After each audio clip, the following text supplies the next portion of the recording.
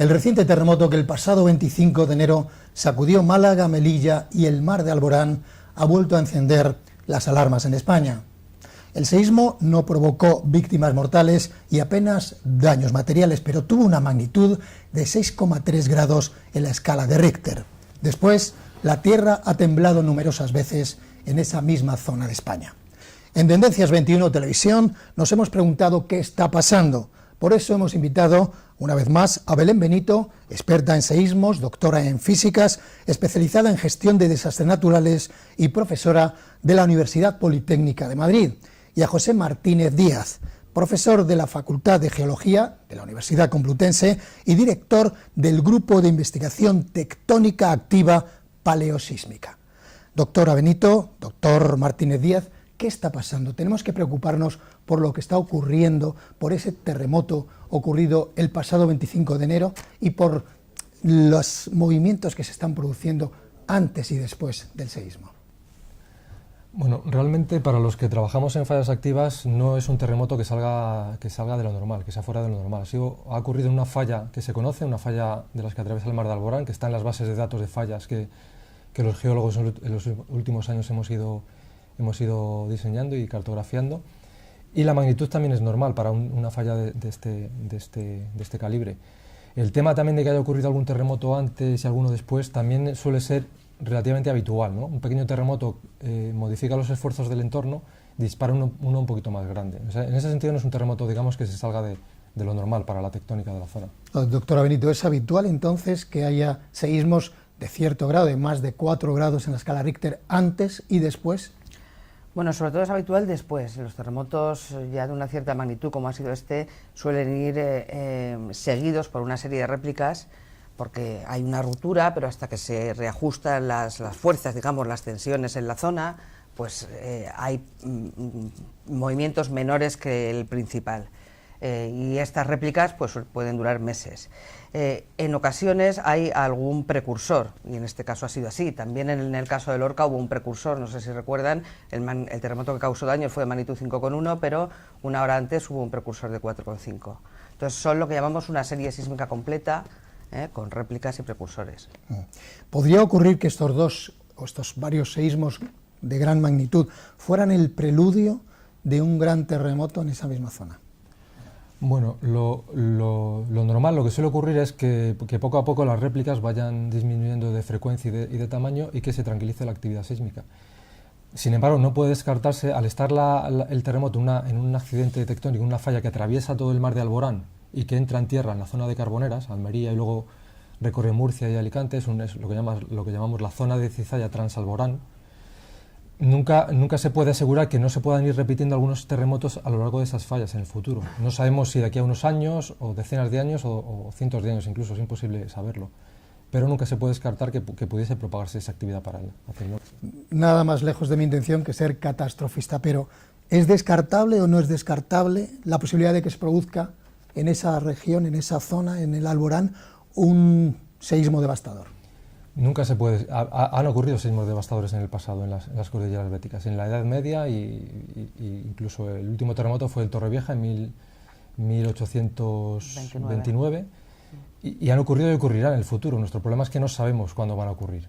Podrían ocurrir mañana, la semana que viene, dentro de 20 años, de 50. Es una cosa que hoy por hoy la ciencia no tiene respuesta para ello. Lo que sí sabemos es que hay fallas que generan terremotos de magnitud mayor de 6, no solo en Alborán, sino también en las béticas. Y la clave está en estar preparado para ello.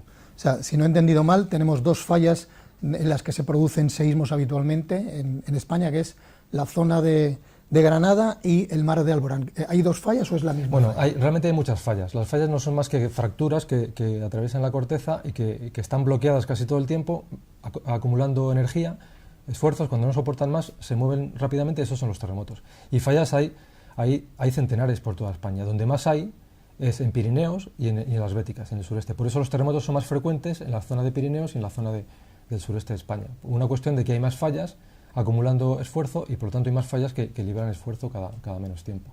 De hecho, hace pocos días se ha actualizado la base de datos de fallas activas en España, que la comunidad de geólogos trabajando en ese tema hemos participado en ella, que se llama CUAFI, que está alojada en la página del ICME, sería Quaternary Active Faults of Iberia.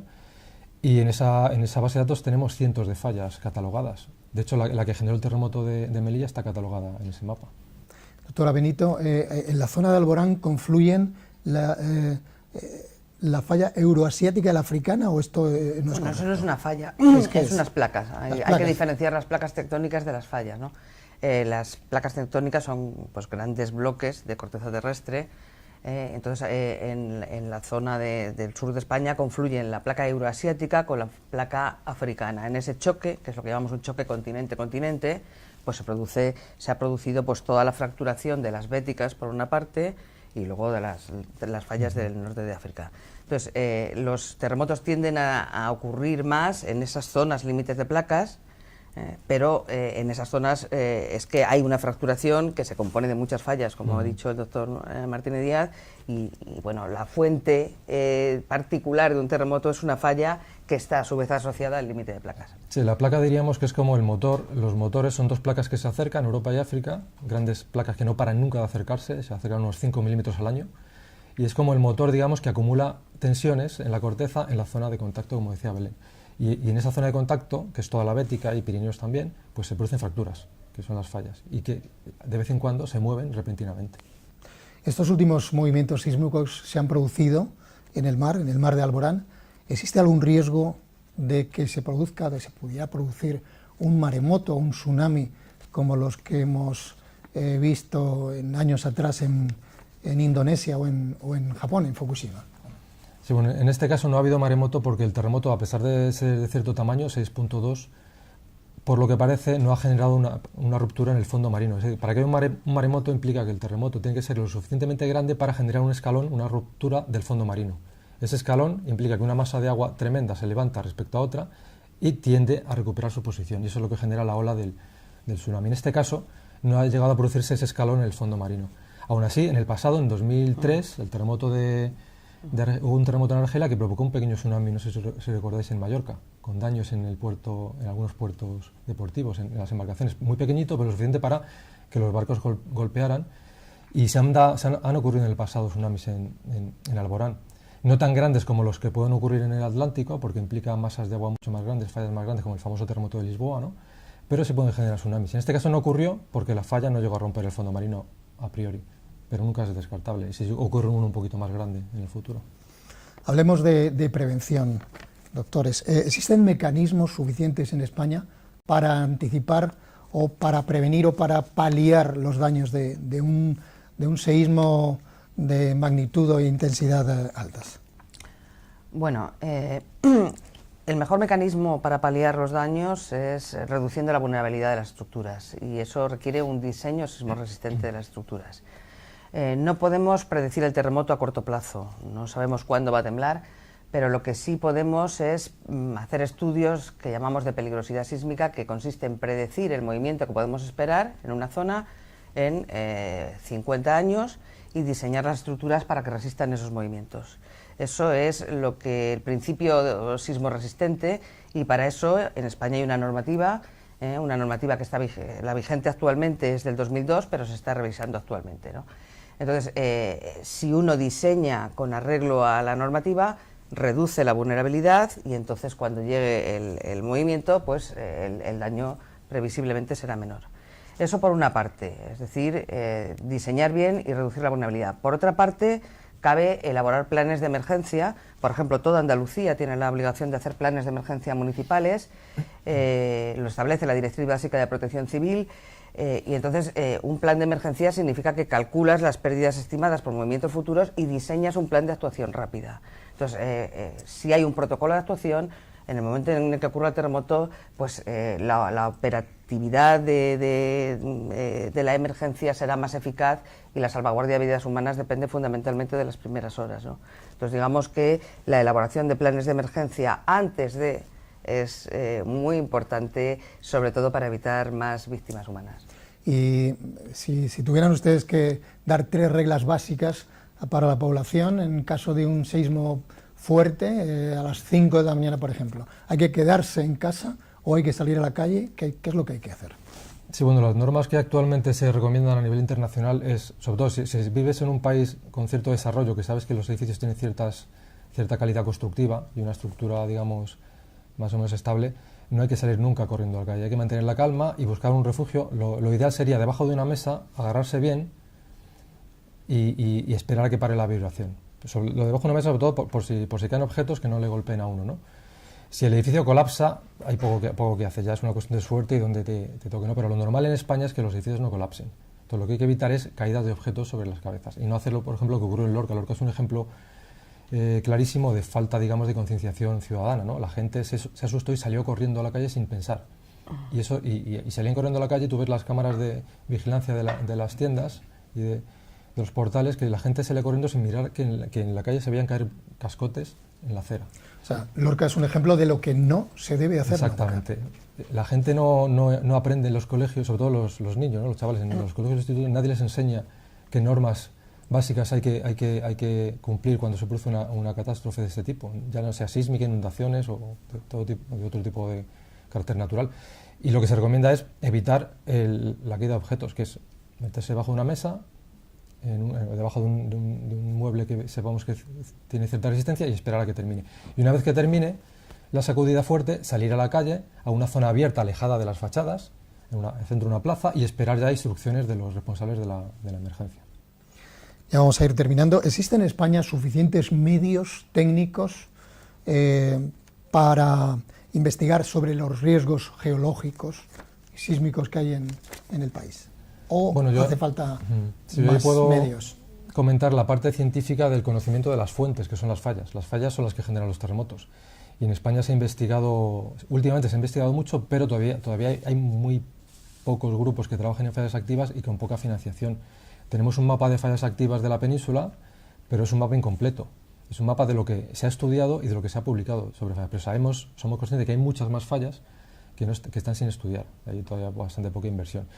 Y desde ese punto de vista los geólogos siempre decimos lo mismo, no podemos predecir terremotos, es imposible científicamente predecir terremotos, pero sí podemos decir en determinada región cuál es el terremoto más grande que se puede producir y dónde está la falla que puede generar ese terremoto. Y eso es clave a la hora de planificar el territorio, de saber dónde hay que construir y dónde no, y de saber qué magnitud máxima van a soportar los edificios, ¿no?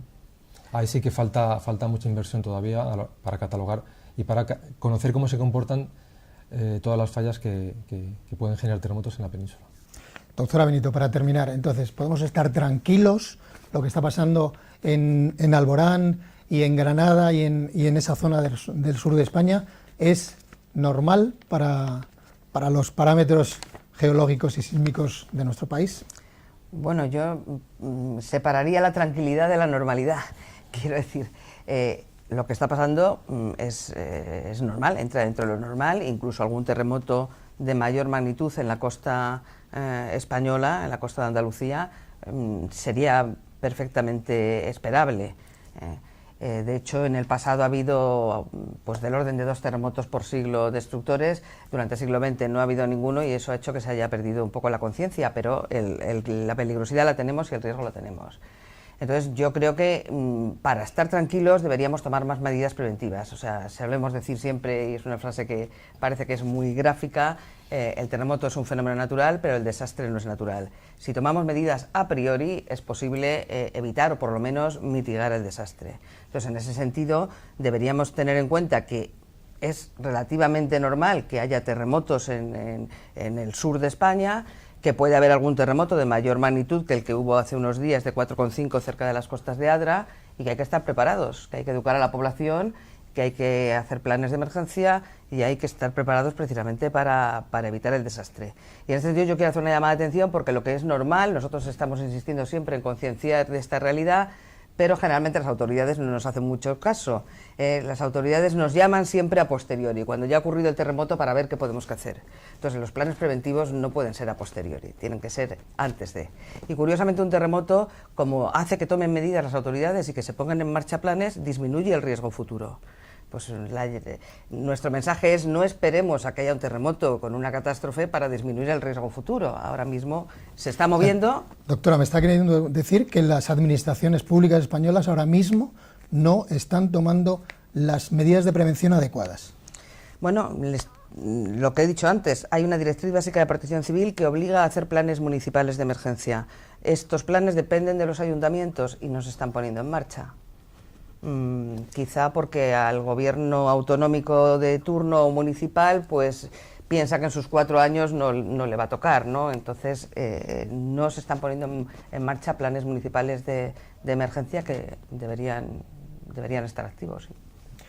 Bien, pues hasta aquí nuestros invitados José Martínez Díaz y Belén Benito, doctores en geología y en movimientos sísmicos y expertos.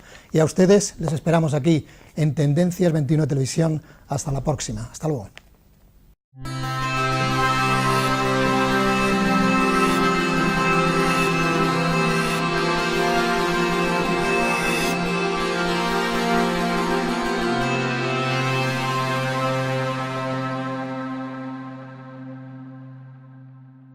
Misma zona de España.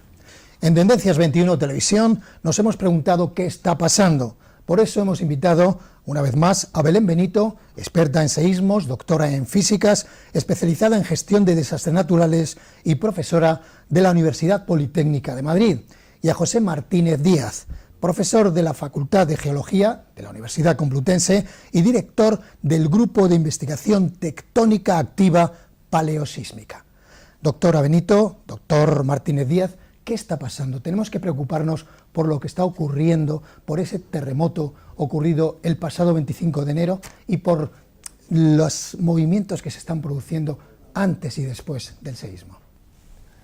Bueno, realmente para los que trabajamos en fallas activas no es un terremoto que salga de lo normal, que sea fuera de lo normal. Ha ocurrido una falla que se conoce, una falla de las que atraviesa el mar de Alborán, que está en las bases de datos de fallas que los geólogos en los últimos años hemos ido diseñando y cartografiando, y la magnitud también es normal para una falla de este calibre.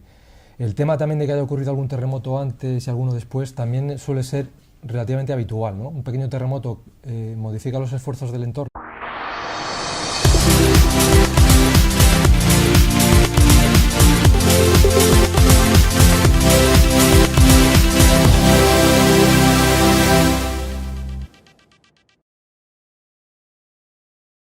El reciente terremoto que el pasado 25 de enero sacudió Málaga, Melilla y el mar de Alborán ha vuelto a encender las alarmas en España.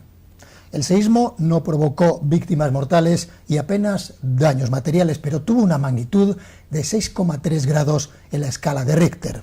Después, la Tierra ha temblado numerosas veces. En esa hay algún precursor, y en este caso ha sido así. También en el caso de Lorca hubo un precursor, no sé si recuerdan, el terremoto que causó daño fue de magnitud 5,1, pero una hora antes hubo un precursor de 4,5.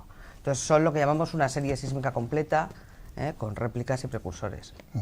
¿Podría ocurrir que estos varios seísmos de gran magnitud fueran el preludio de un gran terremoto en esa misma zona? Bueno, lo normal, lo que suele ocurrir es que poco a poco las réplicas vayan disminuyendo de frecuencia y de tamaño y que se tranquilice la actividad sísmica. Sin embargo, no puede descartarse, al estar dispara uno un poquito más grande. O sea, en ese sentido no es un terremoto, digamos, que se salga de lo normal para la tectónica de la zona. Doctora Benito, ¿es habitual entonces que haya seísmos de cierto grado, de más de 4 grados en la escala Richter, antes y después? Bueno, sobre todo es habitual después. Los terremotos ya de una cierta magnitud, como ha sido este, suelen ir seguidos por una serie de réplicas, porque hay una ruptura, pero hasta que se reajustan las fuerzas, digamos, las tensiones en la zona, pues hay movimientos menores que el principal. Y estas réplicas pues pueden durar meses. En ocasiones